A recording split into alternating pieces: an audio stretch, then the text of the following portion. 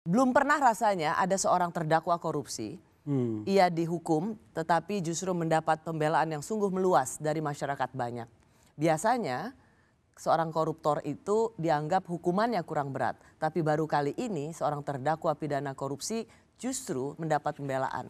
Tetapi alih-alih sudah bebas karena ada abolisi dari Presiden Prabowo, tapi justru ingin melaporkan 3 hakim. Mengapa menurut Anda langkah ini dianggap perlu? Tadi lawyernya kan mengatakan perbaikan sistem hukum. Jadi Dan Anda sepakat dengan itu? Sepakat. Jadi ini bukan hanya soal urusan Tom Lembong seorang.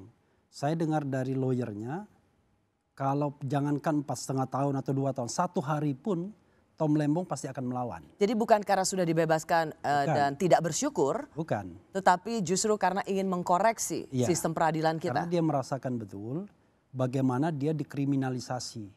Jadi kasusnya itu kan berubah-ubah. Sebenarnya kan unsur yang paling pentingnya itu kan kerugian negara. Itu salah satunya.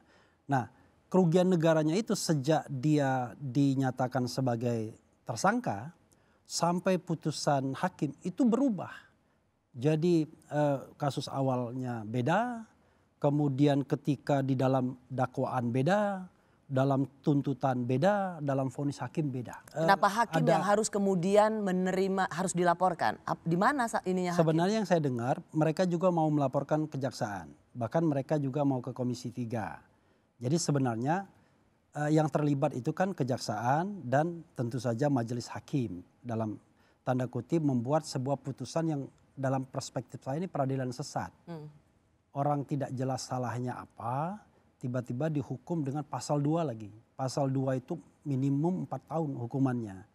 Jadi wajar kalau kemudian mereka merasa bahwa ini perlu diperjuangkan mumpung ada pemerintahan yang baru kan. Saya sebagai pribadi misalnya Zarub Rikar. Kok ada maklar di Mahkamah Agung yang bisa mengumpulkan uang 1 triliun. Kemudian kita tidak menganggap bahwa yang namanya Mahkamah Agung sudah roboh begitu. Coba bayangkan kalau seandainya seorang maklar saja bisa mengumpulkan uang sampai 1 triliun. Lalu bagaimana uang yang mengalir ke pembuat putusannya? Kan nggak mungkin pembuat putusan itu lebih rendah mendapatkan dibandingkan maklarnya misalnya. Itu logic thinkingnya. Jadi Anda merasa ini sebagai bagian dari pintu masuk? Iya, saya pribadi ya, ini pribadi. Saya sendiri memperjuangkan sebuah perubahan yang radikal dalam tata hukum kita yang ada. Dan kalau tidak diberikan abolisi, maka pemerintahan Prabowo Subianto tercatat sebagai pemerintahan yang menghukum orang untuk pertama kalinya. Saya underlining Prabowo Subianto atau presiden begini sederhananya ya. Saya belum percaya yang namanya independency of judiciary. Jadi hakim memutus bukan karena dia independen, tetapi tone-nya adalah seolah-olah bahwa ada misi khusus bahwa Tom Lembong harus dihukum. Jadi di sini ada politik di atas kekuasaan kehakiman. Ya, nah masalahnya adalah siapa yang menyuruhnya kan begitu. Nah orang mengatakan dari sisi politiknya ya belum selesai. Ada secara judicial, secara yuridis dia presiden. Tapi secara aktual dia masih berkuasa. Nah itulah kemudian orang bilang geng Solo dan lain sebagainya. Ini adalah kasus pesanan begitu. Sebagai seorang mantan hakim agung, tidakkah Anda melihat bahwa hakim jadi kena getahnya? Padahal ini dianggap juga sebagai kasus pesanan. Ya tentu bisa terpahami kalau suara masyarakat seperti ini.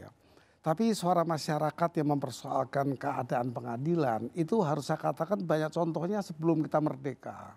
Kita ini terlalu lama dijajah. Jadi siapapun yang memerintah kita curiga. Langkah-langkah diambil selalu curiga.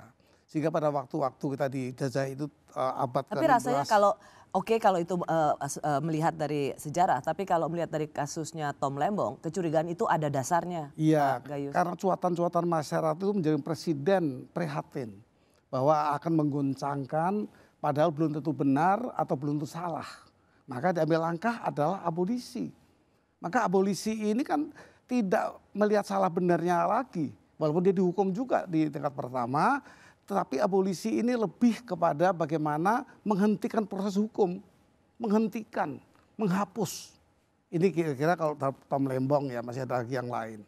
Jadi bagi saya tadi saya menggunakan bagian mekanisme mengkritik pemerintah seperti hari-hari ini. Di zaman sebelum kita merdeka itu dengan wayang. Wayang itu diciptakan dan dilakonkan untuk mengkritik pemerintah.